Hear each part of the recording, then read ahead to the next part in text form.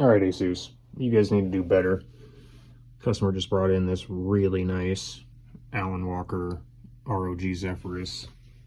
It's got the really nice dot matrix display on the back with the texture. Very cool. But what's not cool is they applied the liquid metal on the Ryzen 9 like this.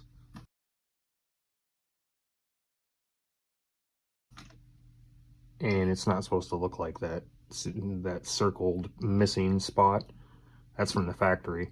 This thing has been overheating, and the temperature sensor has not been telling us crap because it's not near that spot. And yeah, so we had to completely reapply the liquid metal, and it's good to go and running good. This guy took it to 2 other spots.